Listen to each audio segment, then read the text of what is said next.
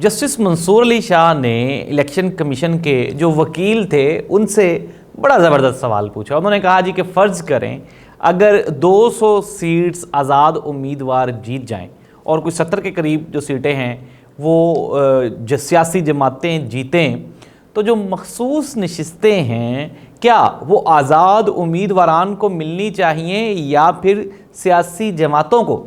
जिसके जवाब में जो इलेक्शन कमीशन के वकील हैं, लॉयर हैं, उन्होंने कहा कि जी ये मखसूस नशिस्तें वो जो 70 सियासी जमातों के नुमाइंदगान जीते हैं उनको मिलनी चाहिए। जिस पे पूरी अदालत में कहकहा उठा और फिर सारी अदालत हंसना शुरू हो गई। जी हाँ नाज़रीन, आजकल वैसे तो पाकिस्तान में ना वो जिस तरह वो पुराने ज़माने में ना अमूमन गाँव देहातों में कच्ची टाकी फिल्में चलती थीं, क्योंकि अब ये जो फिल्में चला रहे हैं वो भी इस घटिया क्वालिटी की हैं कि वो बच्चा बच्चा समझ चुका है कि हो क्या रहा है। गुज़श्ता दिनों जो पाकिस्तान का सबसे बड़ा बहरान है आजकल मौजूदा दौर में, क्योंकि ये आने वाले दिनों में बड़ा शदीद हो जाएगा, ये जो गंदम का बहरान है, ये गंदम का बहरान नहीं है, ये पाकिस्तान के एग्रीकल्चर का बहरान है। इसको लोग अंडरस्टैंड करने की कोशिश नहीं कर रहे। ज़िम्मेदारों ने एहतजाजन एक तो ये है कि अगले साल गंदम ना लगाने का ऐलान किया है। नंबर 2, दूसरी बात ये है फार्मर का जब इंटरेस्ट ख़त्म हो जाएगा, जब उसका ट्रस्ट ख़त्म हो जाएगा स्टेट पे, तो वो क्या करेगा? वो डबल माइंडेड हो जाएगा। ठेकेदार ज़मीन ठेके पे नहीं लेगा और जो मालिक है वो उसके ऊपर काश्तकारी नहीं करेगा। फिर क्या होगा? एग्रीकल्चरल लैंड्स जो हैं ये बिल्कुल बंजर हो जाएंगी, जिसका हमें आने वाले दिनों में खमियाजा भुगतना पड़ेगा। एक तरफ शिमला मिर्च, करेले और ये जो खीरे होते हैं उनका रेट आसमानों को छू रहा है, और उसकी वजह क्या है? उसकी वजह ये है कि जो इन्फ्लुएंसर्स हैं, जो बड़े असरअंदाज होने वाले बड़े फार्मर्स हैं, जो ताकतवर लोग जो फार्मिंग करते हैं, उन्होंने टनल फार्मिंग्स की हुई हैं, वो सब्जियां उगाते हैं, इसलिए सब्ज़ी का रेट ठीक रहता है।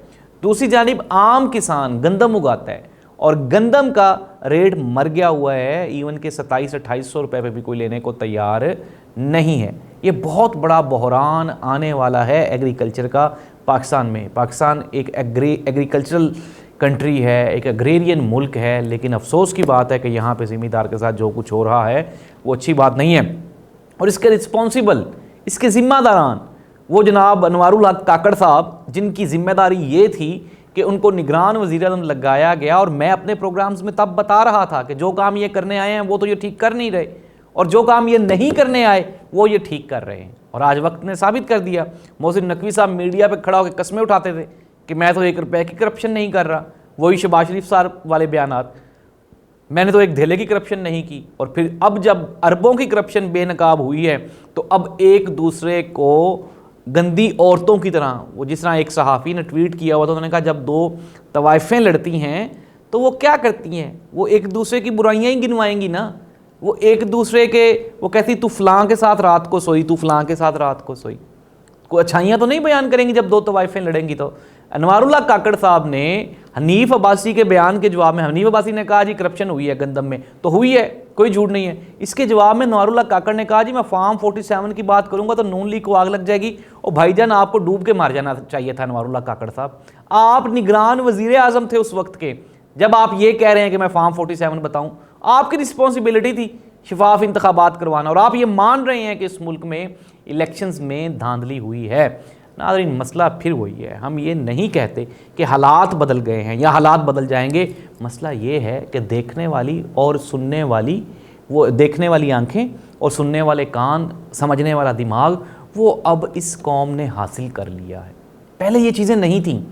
लोगों को जिस तरह बताया जाता था लोग भेड़ चाल वो चल जाते थे कि यार ठीक है, जो हो रहा है वो होने दिया जाए। अब लोग अंडरस्टैंड कर गए हैं चीज़ों को, इसलिए अब हालात ख़राब है।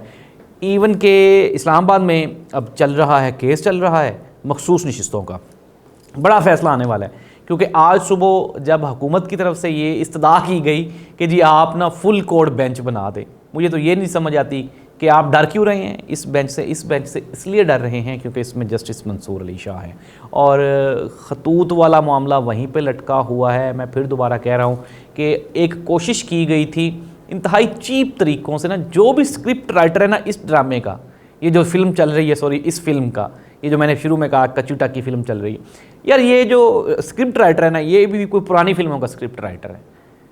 ख़त लिखे जा रहे हैं जजों को डराने के लिए, वीडियोस जारी की जा रही हैं, इवन के सोशल मीडिया बंद करने की धमकियां दी जा रही हैं।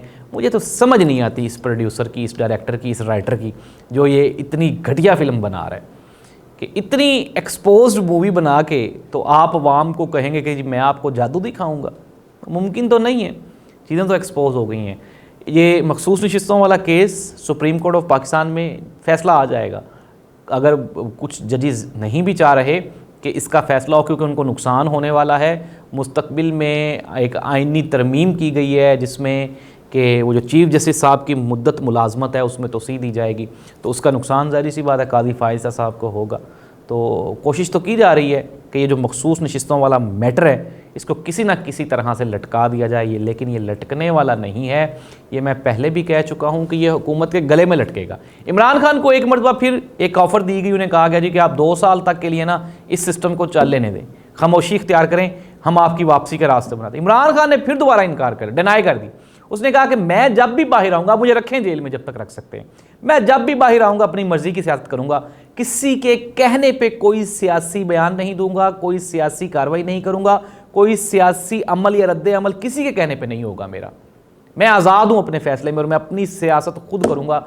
कुछ लोग तो कहने वाले ये भी कहते हैं, जावेद चौधरी साहब जैसे जो मंजे हुए सहाफ़ी हैं, वो कहते हैं जी कि इस्टेब्लिशमेंट के बगैर तो सियासत मुमकिन नहीं है। नहीं थी मुमकिन, हम भी मान रहे हैं, अभी भी शायद नहीं है मुमकिन, लेकिन मैं फिर दोबारा कह रहा हूँ कि हालात तेज़ी से तब्दील हो रहे हैं, जिसकी वजह से हर नामुमकिन गुजरते हुए दिन के साथ मुमकिन होता हुआ दिखाई दे रहा है। तो ये है पाकिस्तान की सियासी सूरत हाल। हुकूमत अपनी जगह पे परेशान है। मरियम नवाज़ साहिबा कोशिश करती हैं, वो कभी कोट पहन लेती हैं डॉक्टर्स वाला, अभी डॉक्टर्स वाला पहना हुआ था कल परसों, वो ख़वातीन को 2 को दवाई देने चली गई हैं उनके घर में।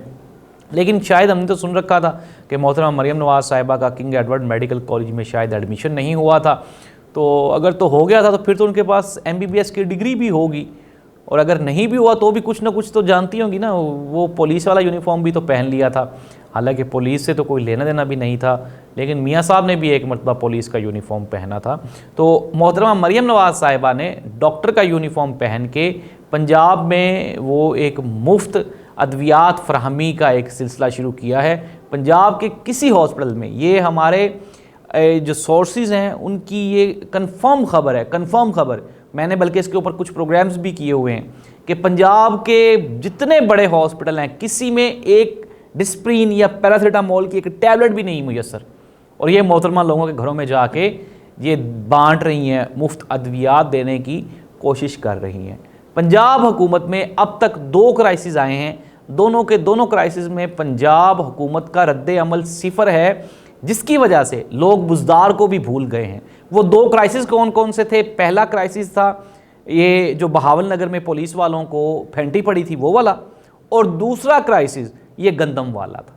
दोनों क्राइसिस पे पंजाब गवर्नमेंट का जो रिस्पॉन्स है वो सिफर है, और मोहतरमा मरियम नवाज़ साहिबा सिवाय टिकटॉक की वीडियोस बनाने के कुछ नहीं कर रही। इन 2 ये जो क्राइसिस थे इनमें साबित हो गया। अब ये है हमारी मौजूदा जो हुकूमत है पंजाब में और मरकज़ में। अब कुछ लोग क्रेडिट लेना चाह रहे हैं, इवन के खाखड़ साहब की मुझे समझ नहीं आती, कहते हैं कि मेरी पॉलिसी की वजह से मुल्क में महंगाई कम हो गई है, आटा सस्ता हो गया क्योंकि गंदम वाफर मिकदार में आ गई है। अल्लाह ताला इस मुल्क पे और इस कौम के हाल पे रहम फरमाए। इस जैसा बिलो लेवल बंदा जिसने सारी ज़िंदगी गाड़ी चलाई है, उसको इन्होंने निगरान वज़ीर आज़म लगाया और उसने मुल्क का ऐसा बेड़ा गर्क किया है कि अब ये हाथ लगा लगा के देखेंगे। खैर, पिछले जो PDM 1 के टेन्योर था पहला, उसमें आम आवाम के जिस्मों से कपड़े और उनके पेट से रोटी का नवाला छीना गया। फिर उसके बाद निगरान हुकूमत ने आके वो जो वोट का हक था, निगरान हुकूमत ने वो छीन लिया।